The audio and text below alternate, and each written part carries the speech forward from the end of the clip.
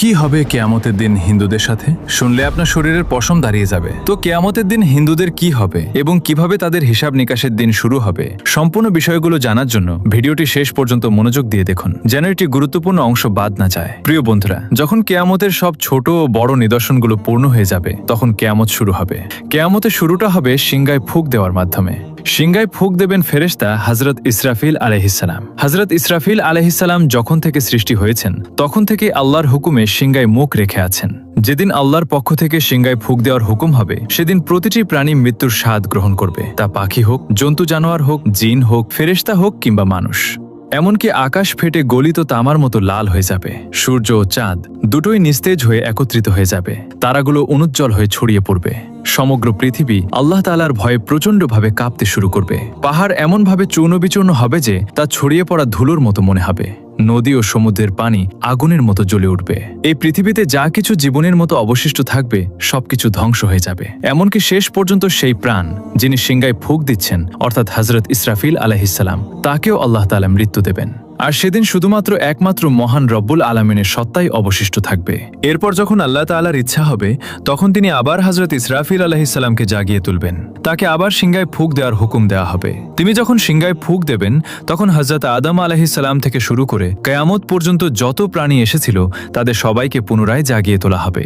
সেই সময় সবার আগে কবর থেকে বের হয়ে আসবেন সৃষ্টির শ্রেষ্ঠ নবীদের ইমাম হযরত মুহাম্মদ মুস্তাফা সাল্লাল্লাহু আলাইহি ওয়াসাল্লাম। এরপর হযরত মূসা আলাইহিসসালাম তার কবর থেকে উঠে দাঁড়াবেন। তারপর বাকি মানুষও তাদের কবর থেকে বের হতে শুরু করবে। তাদের সবাইকে হাসরের ময়দানে নিয়ে আসা হবে। সেখানে সব পুরুষ ও নারী নগ্ন দেহে এবং খালি পায়ে থাকবে। কিন্তু ভয় ও আতঙ্কের কারণে কেউ কারো দিকে তাকানোর মতো সাহস পাবে না, কারণ হাসরের ময়দানে সূর্য 10 গুণ বেশি তীব্র হবে। প্রত্যেকে মনে করবে যে সূর্য পৃথিবী থেকে মাত্র কয়েক গজ দূরে রয়েছে। তীব্র রোদের কারণে মানুষ ঘামে ভিজে যাবে।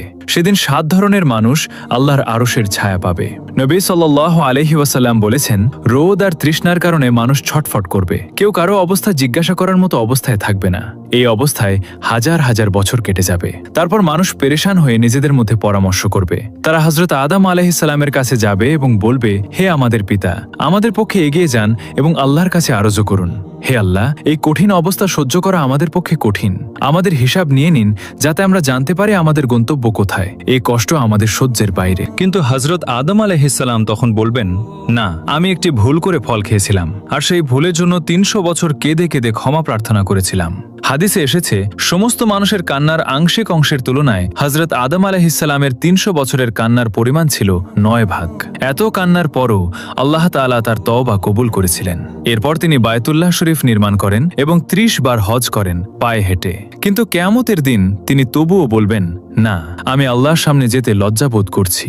চিন্তা করুন, হযরত আদম আলাইহিসসালামের তওবা কবুল হয়ে গেছে, তবুও তিনি এমন বলছেন। তাহলে আমরা যদি আমাদের গুনাহ নিয়ে তওবা না করে মারা যাই, কিয়ামতের দিন আল্লাহর সামনে দাঁড়ানো আমাদের জন্য কতটা কঠিন হবে।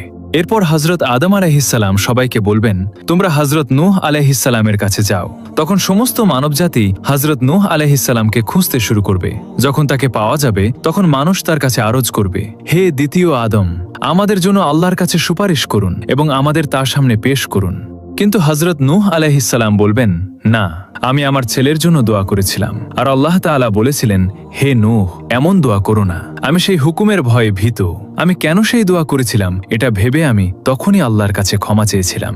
তাই আমি আল্লাহর সামনে পেশ হতে পারবো না। হযরত নূহ আলাইহিসসালামের আসল নাম ছিল আব্দুল গাফফার। কিন্তু তিনি সেই দোয়া করতে গিয়ে এত কাঁদতেন যে তার নাম হয়ে যায় নূহ, যার অর্থ ক্রন্দনকারী।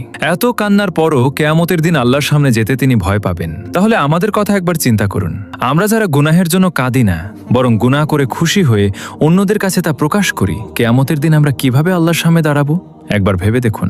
এরপর হযরত নূহ আলাইহিসসালাম বলবেন, তোমরা হযরত ইব্রাহিম আলাইহিসসালামের কাছে যাও। তখন সমস্ত মানবজাতি হযরত ইব্রাহিম আলাইহিসসালামকে খুঁজে তার কাছে অরজ করবে, হে আল্লাহর খলিল, আমাদের আল্লাহর সামনে পেশ করুন।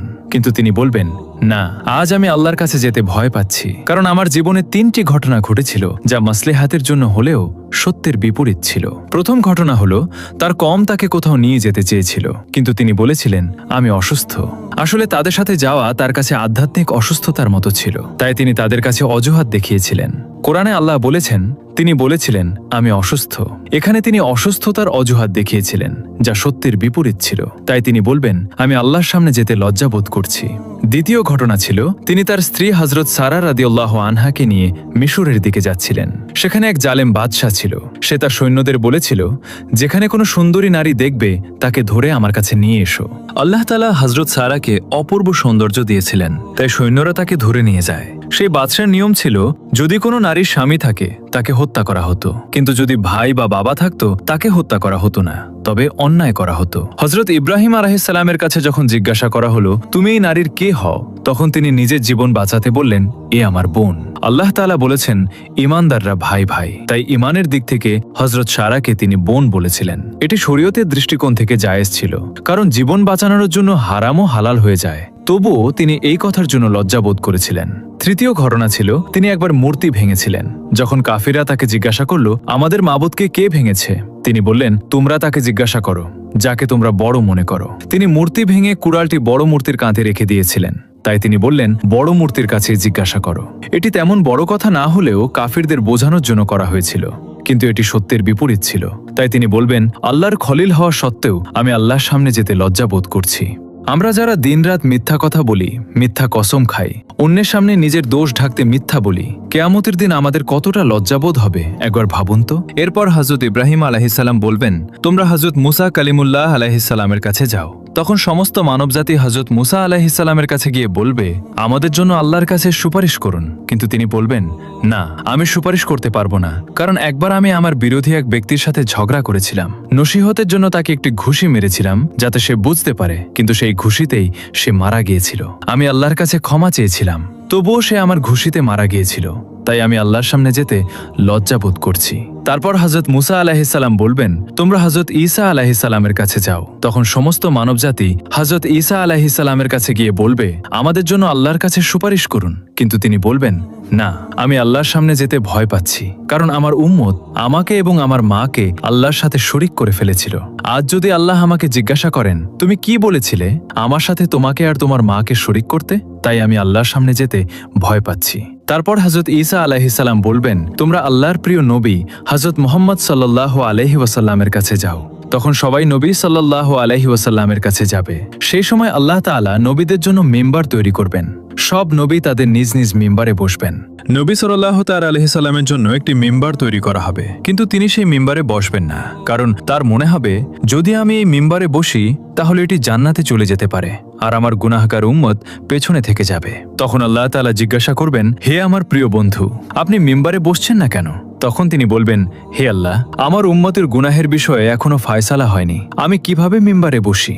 এরপর আল্লাহ তাআলা তার উপর একটি বিশেষ তাজাল্লি প্রকাশ করবেন। নবী সাল্লাল্লাহু তাআলা আলাইহিস সালাম বলেছেন সেই তাজাল্লির কারণে আল্লাহ তাআলা আমাকে মাকামে মাহমুদ দান করবেন। আমি সেখানে গিয়ে একটি সিজদা করব, আর সেই সিজদায় আল্লাহর এমন প্রশংসা করব যা আগে কেউ করেনি এবং পরেও কেউ করবে না। কান্নারত অবস্থায় আমি সেই সিজদা করব। আল্লাহ তাআলা আমার সিজদা কবুল করবেন এবং জিজ্ঞাসা করবেন হে আমার প্রিয় বন্ধু, আপনি কি চান? আমি বলবো হে আল্লাহ, আপনার বান্দাদের হিসাব নিয়ে নিন। আল্লাহ তাআলা বলবেন ঠিক আছে।